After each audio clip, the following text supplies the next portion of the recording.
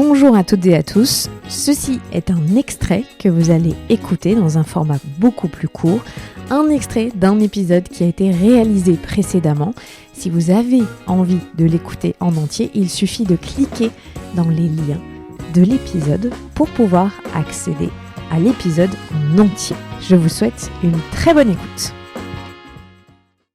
Quand on est parent et que on commence à être confronté à ces questions-là, de la part de nos enfants, par quoi on peut commencer pour aborder ce sujet-là? C'est-à-dire de manière générale ou Ouais, tu vois, on n'a jamais encore abordé ce sujet avec ses enfants, on n'a pas trop eu de notions sur le consentement, on ne savait pas trop comment il fallait expliquer aux enfants tout ce qui est des parties du corps. Tu le conseillerais de commencer par quoi? Alors, ça dépend à quel âge. En fait, moi, je dis souvent pour les parents qui sont plus jeunes, qui viennent me voir, d'enfants de 3-4 ans, je leur dis, en vrai, prenez déjà le livre. Parce que même si les explications, elles commencent à partir de l'âge de 5 ans, il y a déjà des dessins. Et les dessins, par contre, ils sont complètement accessibles très, très jeunes, en fait, parce qu'on nomme les parties du corps humain. Et vous pouvez déjà utiliser le livre pour nommer les parties du corps. Et vraiment, appeler un chat, c'est un peu ce que je dis dès le début. Il n'y a pas de zizi, de zézette, etc. Et moi, j'ai d'ailleurs fait un vrai travail autour de ce sujet-là. La question, pourquoi est-ce que les adultes ont donné des surnoms aux parties génitales de leurs enfants, alors qu'on dit bien un nez, une bouche, voilà.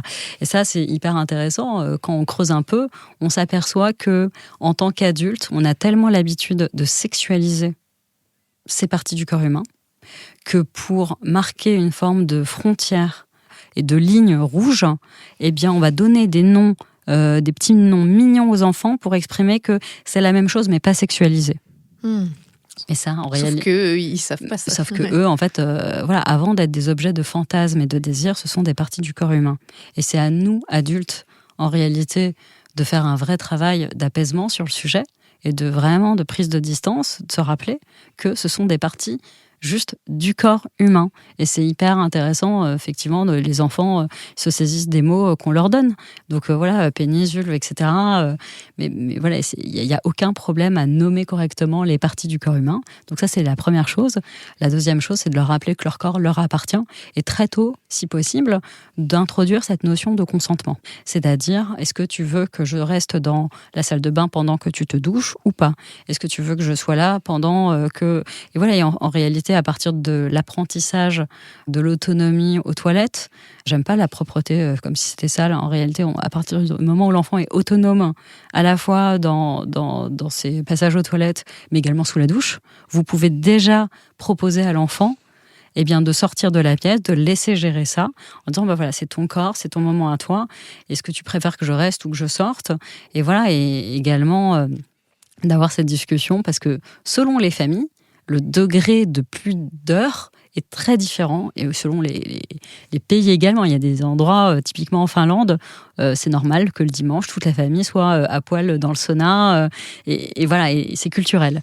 Voilà. Ensuite, nous, on est plutôt un pays latin, plutôt un pays pudique, où il y a des familles qui sont plutôt pudiques, mais au sein même des familles, on va avoir des personnes qui se baladent à poil en permanence en sortant de la douche, et d'autres qui ne leur viendraient même pas à l'idée de montrer quelques parties du corps que ce soit.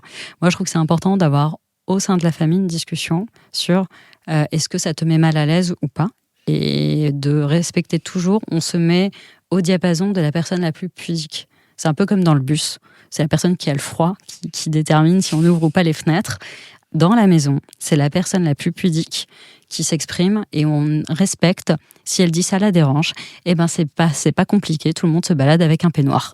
Enfin, finalement, c'est pas compliqué, tu vois. Donc vraiment, ayez cette discussion, et également prendre l'habitude de frapper avant d'entrer. Frapper dans que ce soit les chambres, les salles de bain, les toilettes, pour bien faire comprendre à l'enfant qu'en fait, ces espaces d'intimité sont légitimes. Et voilà, l'intimité, le consentement, donc c'est pas vraiment là on voit toutes les dimensions.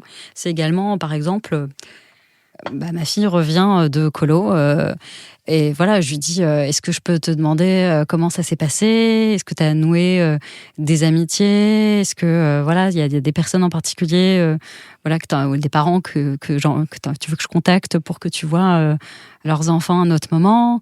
Et si j'ai d'autres questions à poser, je vais lui demander est-ce que voilà, c'est pas indiscret ou est-ce que je peux te poser la question? Parce que ça relève d'une forme d'intimité de sa vie à elle. Elle a 14 ans, la grande, c'est une ado, elle entre au lycée. Donc, tu vois, c'est vraiment, en fait, déjà dans un cercle de ça m'appartient à moi, c'est ma vie à moi d'ado.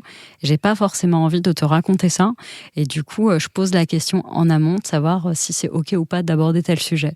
Je trouve que c'est. Voilà, donc en fait, mes enfants ont l'habitude que le consentement, ça dépasse très largement. Voilà, c'est évidemment pas sexuel, mais c'est tout ce qui est a trait à leur jardin secret, leur espace de maison, évidemment tout ce qui est autour de leur corps. Voilà, le consentement et l'intimité, ça prend toutes ces dimensions-là. Et j'espère, et je pense, j'ose espérer que tous les enfants qui perçoivent ce genre d'éducation, moi je persiste à croire que en fait on leur donne une conscience de leur propre territoire, leurs propres limites, qu'ils sont légitimes de défendre, inouïes en fait, vraiment. Est-ce qu'il y a des sujets qu'on ne peut pas aborder avec eux? Le sexe de parents, c'est vraiment un sujet. Ça me semble la base, mais je pense que c'est important de le rappeler. Ce qui se passe dans la chambre conjugale, ça ne regarde que vous. Voilà, ça ne regarde pas vos enfants. Et ça, je pense que c'est une des difficultés majeures pour parler, de sexualité à son enfant ou de vie affective avec son enfant. C'est bête, mais il y a beaucoup de personnes qui ne sont pas capables ou qui n'ont pas fait le chemin, encore aujourd'hui, faire la part des choses entre ma sexualité et la sexualité. Et c'est absolument essentiel. Ne parlez pas du sujet tant que vous n'avez pas fait ce travail-là. Arrivez à dissocier votre sexualité de la sexualité ou de la vie affective. En fait, comme je dis souvent, il y a deux intimités à protéger. Il y a celle de votre enfant et il y a la vôtre. Et donc, ce qui est vraiment compliqué, c'est comment on fait pour louvoyer entre ces deux intimités sans mordre ni d'un côté. Donc, on protège à fond son enfant et on n'entre pas sur des sujets intrusifs, malaisant, gênant, et en même temps on n'est pas en train de mordre sur la nôtre à dire des choses. En fait on entre à entrer dans une forme de logique incestuelle, à parler de sa propre sexualité à son enfant. Donc là il y a vraiment des choses à faire, il y a un travail en amont à faire, et si on l'a pas fait, abstenez-vous pour l'instant de le faire. Confiez-le à quelqu'un d'autre qui est capable de faire le distinguo.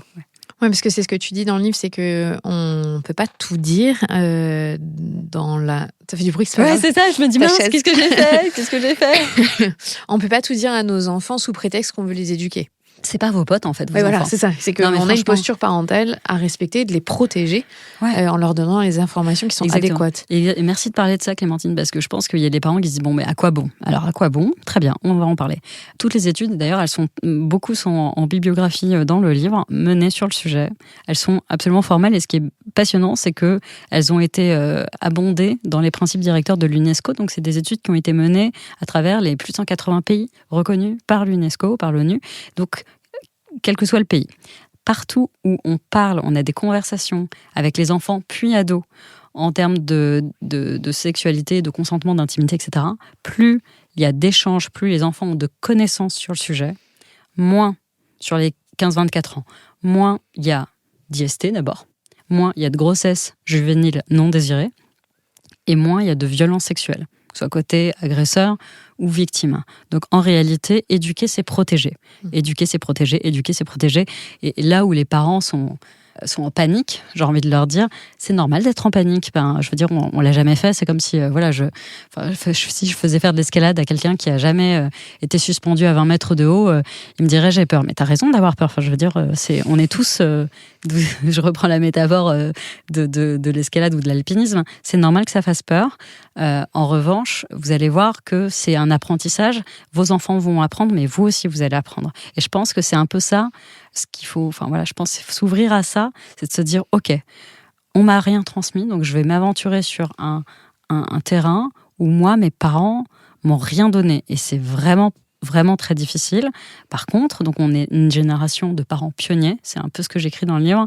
Il faut accepter que sur ce sujet-là, on est des pionniers.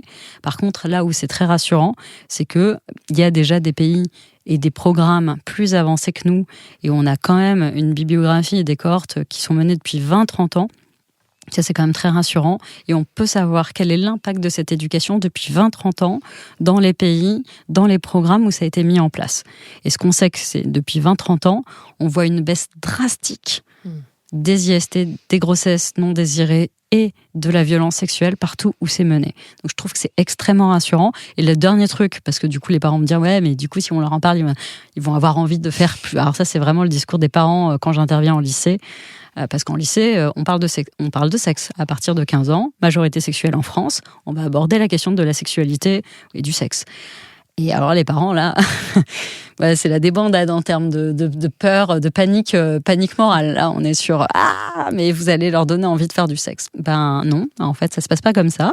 Partout où ces programmes ont été menés, et encore aujourd'hui, on le voit bien dans l'étude CSF-INSERM qui a été délivrée, l'âge des premiers rapports est en train de reculer. Si vous avez aimé cet extrait qui est assez court parce qu'on aime vous proposer des formats différents dans vos vies à 1000 à l'heure, eh bien, il suffit de cliquer dans les liens de l'épisode pour pouvoir accéder à l'épisode dans son entièreté. À très vite.